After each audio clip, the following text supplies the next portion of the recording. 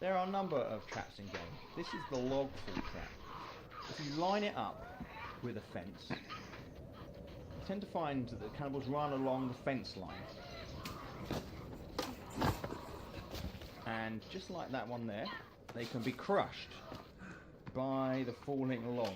There we go. So that is they're pretty good, these. I quite like these traps. Reset them using one stick, like so. You've got to be careful because you will take damage if this log hits you, if this falls on you, trigger it. But they can be very effective. As I say, I find the most effective place to put them is at the end of these fences. Definitely the most effective place, and you can see he worked a treat there. He took out 2 or 3 cannibals. I think my favourite trap has to be the Happy Birthday trap, this one here. It does require some resources, 20 sticks, 4 logs, 2 stone and 2 rope. Rope becomes scarcer the longer the game goes on. So they're fairly expensive, but they're well worth it. And you can reset them using a stick. And there's a trigger mechanism back there you can see, and when the cannibals walk or run over them towards them this way, they will be impaled and die. And then you can reset them, collect the bodies, and as I said before, you can then collect the bones from those bodies for your resources. But they are awesome, and one of the nice things about it is they also act like an alarm. So they make a very distinctive swishing noise when they go off, and it tells you, if you weren't necessarily aware of it, that cannibals are close at hand. The Happy Birthday trap, my favourite. Tip 12. Let's have a look at gathering resources. So for me, my ethos as I run around in the forest is to constantly pick up stones, slash at animals, take down branches and twigs so we can gather those sticks up. So I have got a constant. So if I'm heading in one direction, I'll be thinking, right, stone, sticks. I've got the maximum number of those. And as far as the stones are concerned, I will have stone walls being made all the time. Because once you've collected 5 stone, then that's all you can carry. And you may as well drop it off at a wall as you run past it. So I think it's just a question of being efficient and building as quickly as you can, because as I said before, cannibals will soon start coming to your base. So we're being as efficient as possible, gathering all the time. But to make that even better, build bags. So you've got your stick bag, for example. Now that requires 1 rabbit skin, 2 ropes and 3 cloth. And then you can carry up to 20 sticks. Same goes for the pouch. You have to equip the pouch actually to use it when you're gathering berries, but that will enable you to gather up blueberries you can eat, and they restore your hunger and your thirst, which is very handy. And then you can also get a rock bag. Now I don't have it on this particular character. They're hard to come by. You have to go and get a boar skin from the north. Head north on the map. Tip 14. So if you look across here, see these trees, these tall trees here. The cannibals can climb some of these, and then they can jump down from those trees over high walls. So a good tip is to get rid of all the tall trees close to your walls, and then they won't be able to jump in to your base. In the southeast corner of the island is a cannibal camp. And it's a dangerous place to go, there's no doubt about it. But it's well worth it. There's plenty of resources here. Hey, Robbie. Okay, I got you. Cannibals, you see there. There's also this.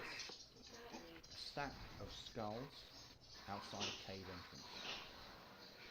I would highly recommend you get to this location so you can find the map. The map is down here. It's pretty grim down here. But if you do make it down here, the map is found here along with the compass. See, there's another compass there, we've got one already. And the map is found in this location. The map is so handy. Pairing it up with the compass, it's even better. This is the mutant you really have to beware. I call him the Rhino. He's the charging mutant. He will destroy your wooden structures just as if they're paper. He'll just tear through them. And you can hear him coming a mile and off, and when he does, you want to try and draw him away from your camp. Now you're going to need something in the way of him, because he will catch you. But it's the only way you're going to save all your hard work, unless you've got stone walls up protecting your base. Fishing is a really handy way to get yourself some food for your drying rack. All you have to do is stand at the side of a pool, look down so you get that chopping motion, that downward chopping motion, and swing your axe into the water. Now, it's a bit of a pain. They have to be quite close to the edge for it to work. But you can carry 3 fish, and when you do, go and hang it up on your drying rack. Now, I have marked this particular location with a yellow flag. It's quite close to my base.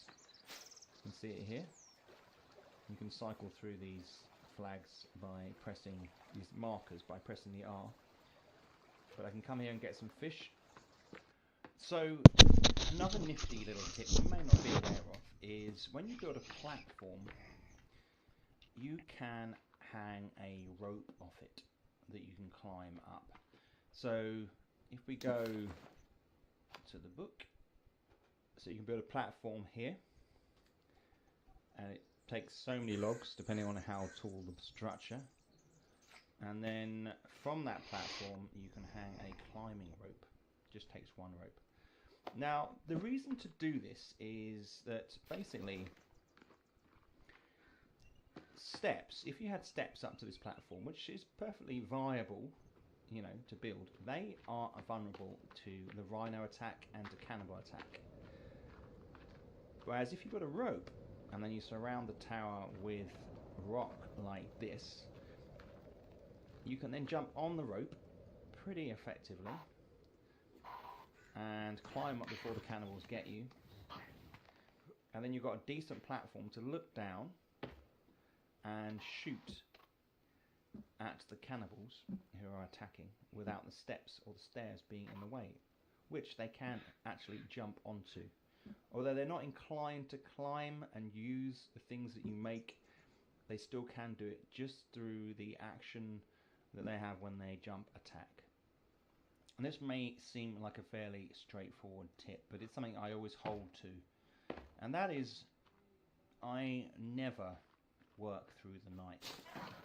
I always sleep at my camp, or up in the cabin up there, because the cannibals are much more common at night. They'll come for you, and it's much harder to defend against them when it's dark. You also don't quite see things as clearly, even if you've got the place well lit up. Now, you have to make sure you're on your night-day cycle pretty well, pretty precisely, because if you leave it a while and then you sleep, you can slowly impinge upon your day cycle. So make sure as soon as it goes dark, get to a camp, get to one of your bases and sleep so that the night passes, and then you have the day ahead of you.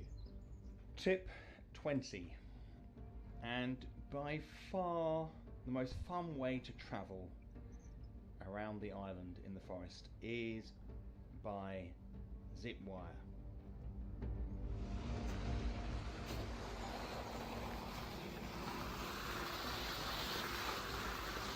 Damn, that's cool. I mean, the benefits are obvious. You travel so quickly, and you obviously need to go from high to low, but they get you to a location pretty smartly quickly. I've got a couple set up here. This one leads down to one of the cannibal camps down there where I can loot, and this one leads to the containers over there where we've got some circuitry and some cannibal motifs which you can pack down and gather cloth for.